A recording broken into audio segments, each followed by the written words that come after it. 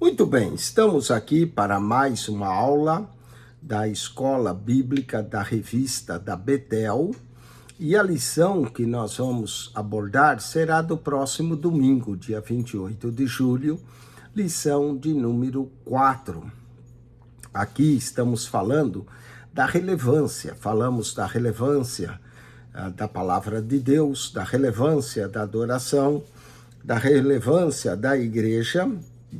E hoje, na lição 4, iremos falar da relevância de pertencer e ser membro de uma igreja local.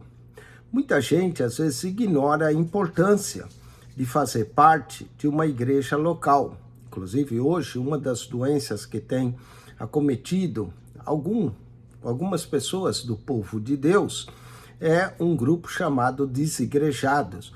Pessoas que não querem fazer parte de uma igreja local, principalmente depois do Covid, muita gente aderiu a essa terrível ataque do inimigo de não fazer parte de uma igreja local. E para os desigrejados é interessante, parece que Deus está em todo lugar, menos na igreja, porque eles nunca vão à igreja.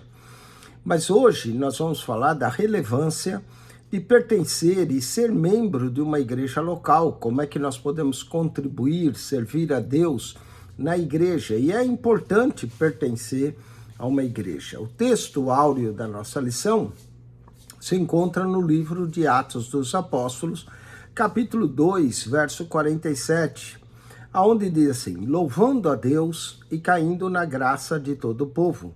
E todos os dias acrescentava o Senhor à igreja aqueles que se haviam de salvar.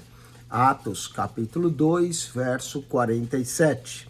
Qual é a verdade aplicada desse texto? É que cada membro do corpo de Cristo encontra na vivência comunitária cristã o necessário desenvolvimento e amadurecimento em Cristo.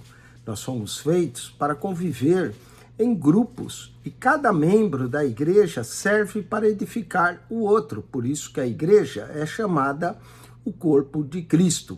Eu não estou falando necessariamente do templo, mas sim de pessoas que se reúnem numa igreja local, ali num templo local, para adorar a Deus. Essas pessoas é que formam a igreja de Cristo. O texto aqui, referência para nós, se encontra na carta de Paulo aos Efésios, capítulo 2, verso 19 ao 22, que diz: assim que já não sois estrangeiros nem forasteiros, mas concidadão dos santos e da família de Deus, edificados sobre o fundamento dos apóstolos e dos profetas, de que Jesus Cristo é a principal pedra da esquina, no qual todo edifício bem ajustado cresce para o templo santo no Senhor, no qual também vós juntamente sois edificados para a morada de Deus no Espírito. Notou aí? Vós sois edificados.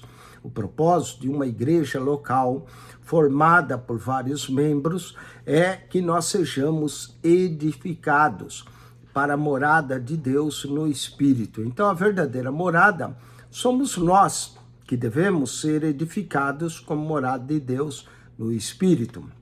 1 Pedro, capítulo 2, verso 9, diz assim: mas vós sois a geração eleita, o sacerdócio real, a nação santa, o povo adquirido, para que anuncieis as virtudes daquele que vos chamou das trevas para a sua maravilhosa luz.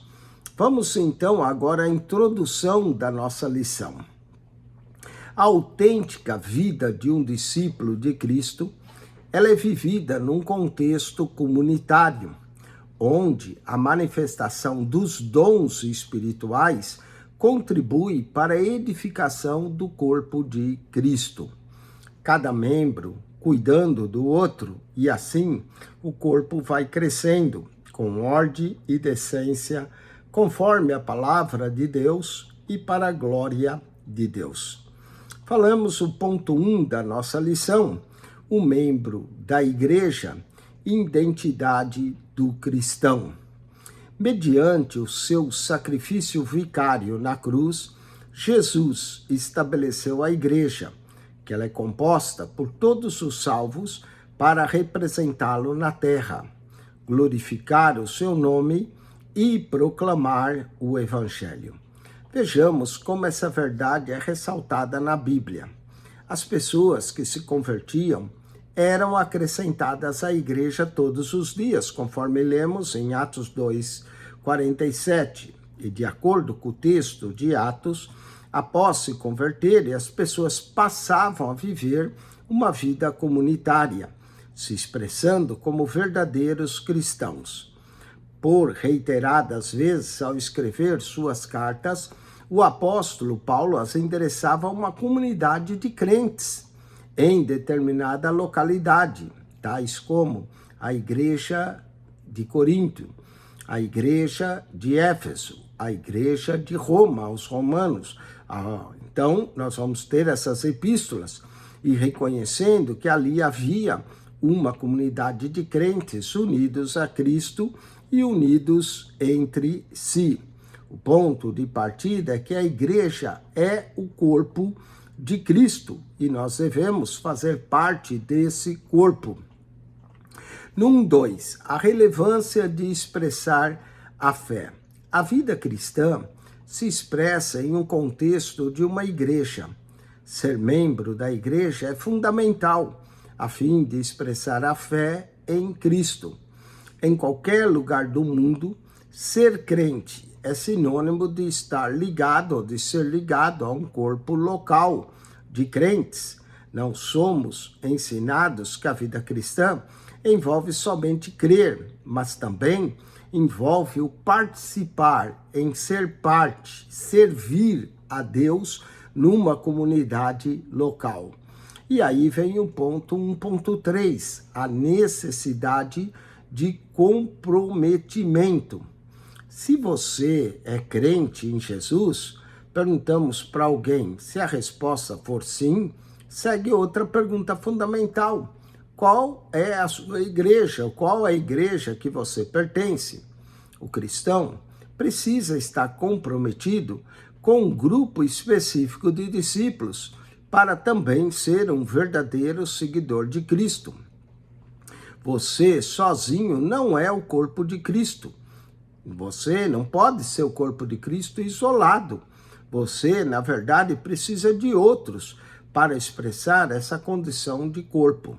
Aonde estiverem 2 ou 3 reunidos no meu nome, eu lá estarei, disse Jesus. Juntos e não separados. Somos juntos o corpo de Cristo. João capítulo 13, verso 35. Existe no Novo Testamento algumas analogias de um cristão quando está desconectado da igreja.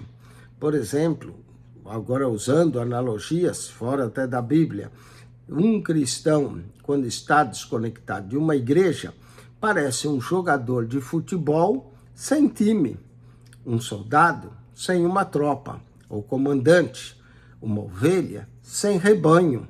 Mas o mais incompreensível quadro é de uma criança sem família, pois um crente sem a família de Deus é um órfão e está sozinho.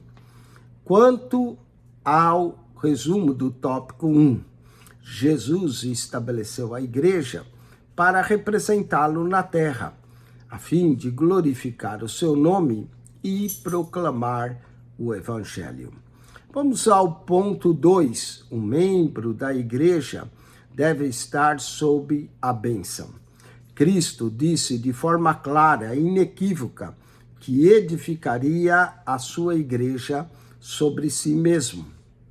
E nada poderia detê-la, nem mesmo as portas do inferno prevaleceriam sobre ela. Mateus capítulo 16, verso 18. Todos aqueles que fazem parte da igreja e se tornam um corpo estão debaixo dessa bênção. Quando Cristo abençoou o corpo, seus membros de uma forma individual também são abençoados. Esse corpo de Cristo do qual somos partes, está destinado a ser vencedor. A igreja, ela é defendida por Cristo. Cristo defende a igreja, porque é o seu corpo, é também chamado de a sua noiva. E isso está expresso no encontro que ele teve com Saulo, quando lhe pergunta: Saulo, Saulo, por que me persegues? Nós sabemos que Saulo perseguia os cristãos, mas Cristo se sentiu perseguido pelo próprio Saulo, Atos 9:4. Subentende-se aqui claramente que perseguir os cristãos ou perseguir a igreja é perseguir a Cristo, e ele a defenderá contra tudo e contra todos. O último ato de Cristo, quando ascendia aos céus, foi erguer as mãos e abençoar os seus discípulos. Lucas 24, versos 50 a 51. A vitalidade da cabeça, ela alcança todos os membros de Cristo.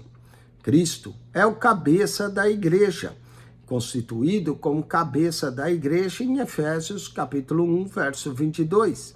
Ele, como cabeça, abençoa todos os membros do seu corpo.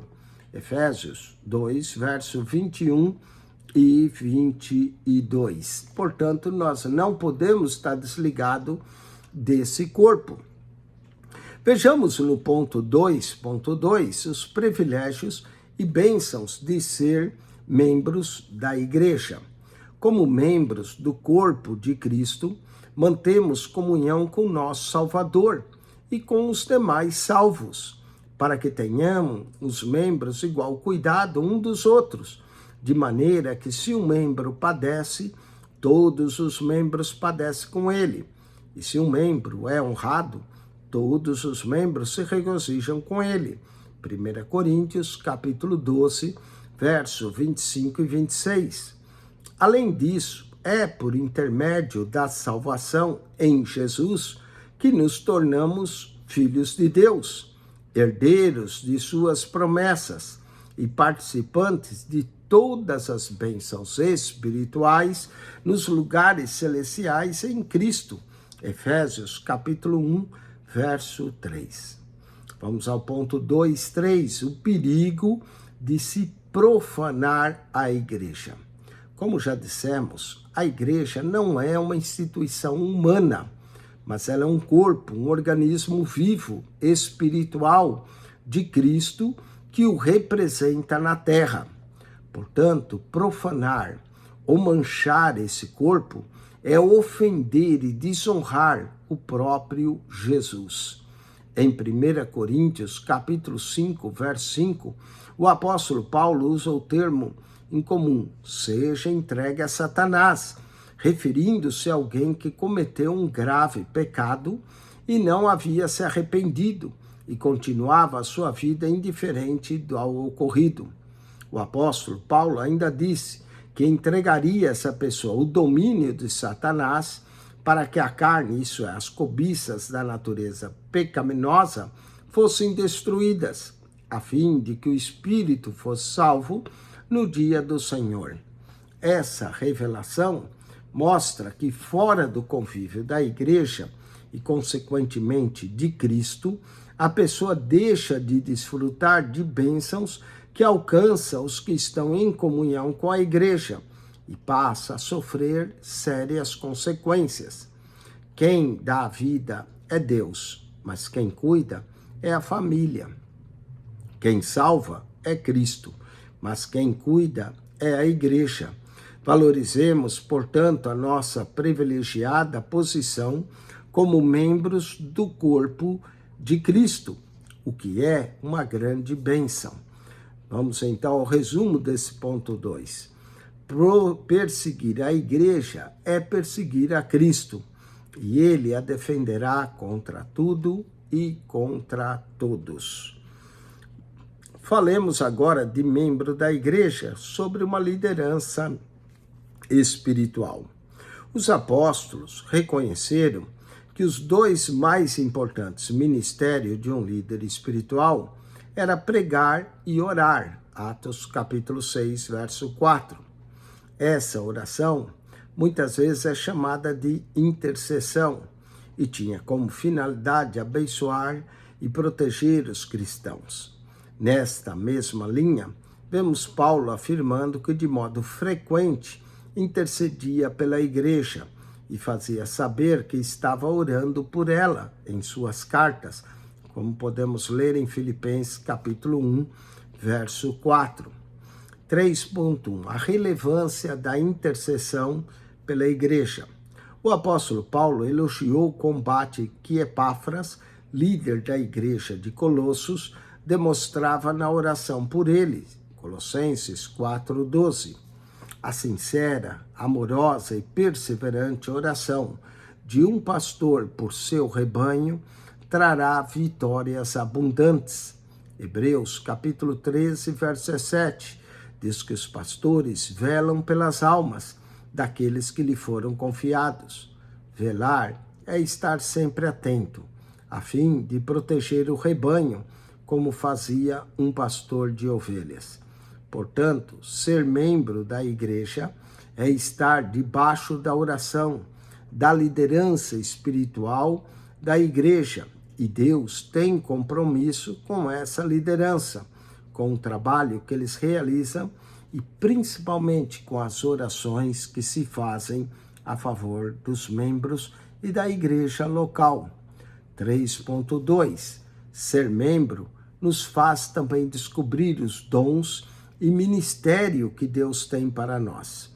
Através do convívio com os demais irmãos em Cristo, descobrimos os dons que nos foram outorgados por Deus, os quais devem ser usados para a glória do Senhor e a glória do seu excelso nome, aplicados para a edificação, exortação e consolação da igreja.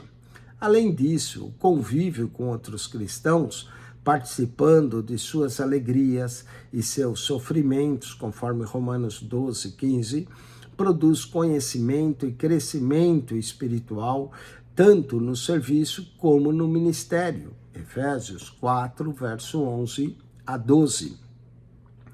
Cristãos 3.3. Cristãos maduros na fé ajuda os que estão iniciando.